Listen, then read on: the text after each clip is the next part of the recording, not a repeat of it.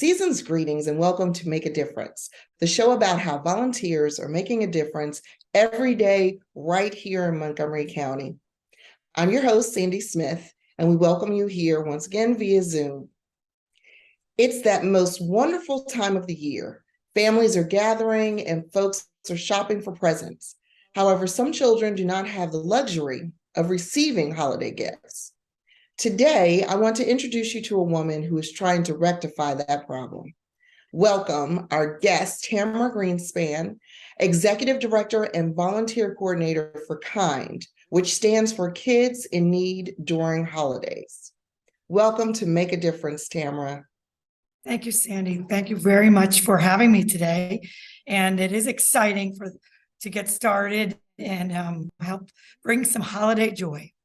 Well, Tamara, how did you come up with the idea for KINDH, and what is your organization actually about? Right, thank you. Great question. It's kind of a funny story. So I was a young college grad working at a company, and we were a pretty young office. And I said, it's the holidays. We didn't have families. So I said, why don't we help some people? So I made some phone calls. I was lucky enough to connect with social services in Rockville through the Head Start program. I've been working with them for over 20 years. And we adopted 10 families. We just started small. I said, can we help? How can we help? They said, well, actually, there's families that they all can't get covered by the county. And there's other organizations that help. I know there's a lot of religious organizations that help as well, but some don't make the cut. Either their applications went in late, or there was missing information, or there's just not enough help. So I said, well, we'd love to do it. So we had the family wish lists. And at that time, Sandy, it's funny, we actually went grocery shopping for each of the 10 families. Now we help up to 300 families, and we don't grocery shop anymore, but we actually provide a food gift card for the holiday meal. But we actually bought the holiday meal and dropped it off. So that was about 22, 23 years ago. And we went from 10 families, and now we do, it depends. We've done up to 314 families with about 900 so kids. COVID was a challenge, but I got to thank Montgomery County for working with us, because we didn't want to stop. With COVID, we didn't want to stop, and the county worked with us. We worked through the rules, and we were able to help over 200 families that year. So we were very happy about that. We just had different protocols set up. So we have never stopped, and it just brings joy. And we have a lot of amazing volunteers that help us to do this as well. That's an incredible number of families. How do you find the families that you support? So I find them all through social services or the school counselors. We work with the county.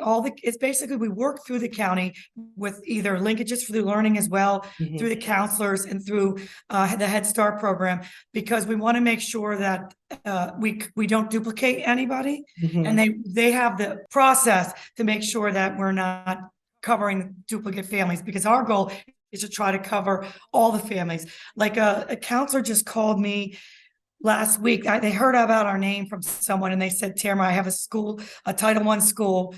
There's 20 families. We just can't get covered through the normal process. Will you help us? And I literally answered her in 2 seconds. She's like, what? I'm like, yes, we will. That's why we're here, is to help. So, and I said, don't lose my name. Once you find me, you will be coming back to me next year.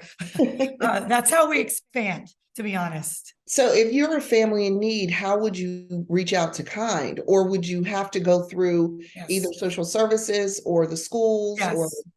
Okay. You have to go through, so sometimes people reach out to me, and I know that people need help, but we're a 501(c)(3). We have to follow protocol. So I say, if you have a family social worker, or if you have a school counselor, I just need to hear from somebody from the county. I only really work through the county, and then sometimes, it works and sometimes it doesn't, but that's just how we have to operate. Well, and it makes sense, because you want to make sure that these are legitimate families that actually are in need. So that's good. The checks and balances are there for a reason. Are you located just in Montgomery County?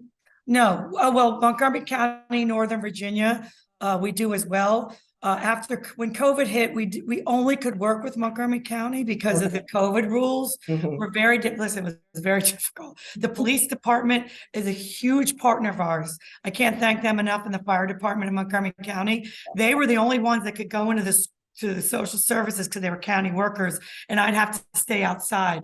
And the county let us use buses. I mean, it was a huge production, but I couldn't coordinate all that in Fairfax County. One, I don't live in Fairfax County, Yeah. so I don't have the contacts, but we have helped obviously in Prince William County as well. So you're providing not only holiday gifts for the children, but you're also providing meals for the families. Family meals. We make sure we provide the wish lists are consistent. They ask for some toy items, some things that they desire, the children, plus the clothes sizes and shoe sizes, and if they need a coat. We also always give clothes and toys or whatever they might ask for, educational games, books, Legos, whatever they ask for. But we also, I'm very proud of this too, we provide 50 or 60 new coats into the coat closet of Montgomery County. Every year we provide brand new coats. So and that's through the school system. When the kids go to school, they don't have coats, they apply. We're replenishing that closet every year. We're very proud of that as well.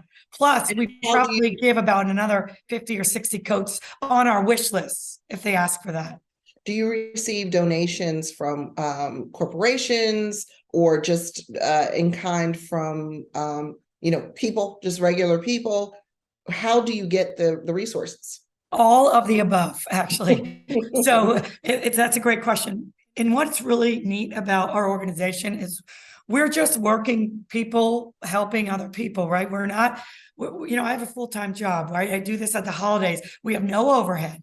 So it's fabulous. So when we get donations for companies, all the funds go to the kids, because that's how that kind of caps out what we can do every year, right? We're not here to save our money, we're here to spend all our money. But we also have a lot of a lot of companies that do this as part of community service. They do this in their offices. So a lot of Montgomery County and Northern Virginia companies do this in their offices, kind of like bonding and for community service. And in fact, we're in the Potomac School District. We have 4 of the elementary schools doing this through their counselors as part of community service. I can't be prouder that Montgomery County families are helping other Montgomery County families. It's unbelievable. The Churchill High School, the sports department, all the teams, they adopt families to help these kids. We have the middle schools. So it's kind of everyone. It's the school systems. It's companies, but it's also people like you and me. They find me and they love it, right? Because instead of doing like a night of Hanukkah, they say, we want to do this, and we want to be able to buy for a family. And sometimes it's up to social services, but sometimes the families give permission that we can talk to them, especially if we have questions, like about a clothes size. Sometimes it's not all accurate. So if the social workers give us the families get permission, sometimes we can make sure we get the right size, because the worst thing we could do is to get wrong sizes and this child's opening up these gifts. And it doesn't help. If they can't wear it, it doesn't help. Correct. Well, let's talk about volunteerism. So what types of volunteer opportunities do you have available, and how many volunteers do you need? So that all depends on how many we take. And like I told you, I tend to stretch my organization to the limit. Like we think we're done, and Tamara's taken to 20 families and people are crying. I'm like, we'll get it done. I just can't say no. But we have all sorts of opportunities. We are also SSL approved. Good. But we have to, as you know, for that, we have to be inside the school or in some type of a public facility. So we sometimes wrap in the school systems. We couldn't do that during COVID, but we'll wrap in the school systems so that the kids can get SSL hours. So we have all types of volunteers for mostly families and companies want to adopt a family and they want to shop and wrap. They don't all deliver. We have big delivery teams. I just mentioned the police force and the fire department. They help us because they help us immensely. I have a volunteer team, but they have more vehicles than we could imagine. So we actually deliver to all the families, because if you think about it, the social service workers, they can't deliver to all these families. It's just not Right. possible. We deliver to their homes. So we need a lot of power to do that. So we have people who just who want to deliver. We have people who want to wrap. Wrapping can be tricky because we have to be in a public, we have to be in like the school system if they let us in. And with the rules, it's gotten a little harder getting people into the school system. So mostly we have people adopting families and or delivering. And a lot of times, to be honest, the family that wants to, the volunteer family that wants to adopt a family, I put that in quotes, adopt a family, it's just quotes. They want to deliver to their family. Right. They want to do keep that personal connection. aspect. Yep. The full connection. Are there any virtual opportunities available for those that may not feel so comfortable yet in person? There's a lot of those folks. Unfortunately, no, because we are an in-person. Yeah. Because we have to, what I don't want to ever have to do, I tell you, during COVID, it was very difficult because since we couldn't go anywhere, I couldn't deliver the presents unwrapped. I just can't do it because it's just defeats the purpose. It's about the whole, the joy. Experience. Yeah, the experience. So I was dropping off presents to my friend's house in my car. Can I drop this off? I like big loads of presents, and people are doing it in their homes. That's really hard to coordinate when we have the numbers. Right. So we just can't do anything virtual just because it's not the nature of what we do. We're more the in-person volunteer opportunities. Okay, so you do have people, volunteers that are out there shopping, that are actually doing the shopping 100%. for families. Yes.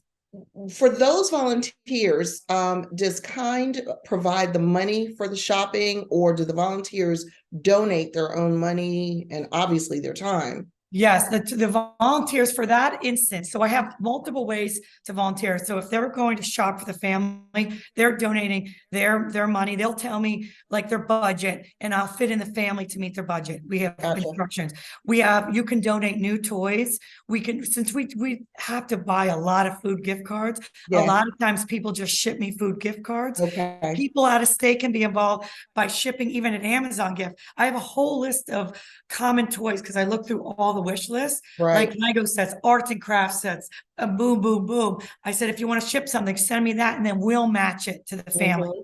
Because at the end, remember, I'm getting these families, and I set up a store in my home, and that's where we put all these toys that people have donated or what we buy, and then we match it to the families, because at that point we don't have time to shop anymore. We have to get it packaged and matched, and we need a lot of different variety to match the wish list. We really try to get most of the things from a wish list.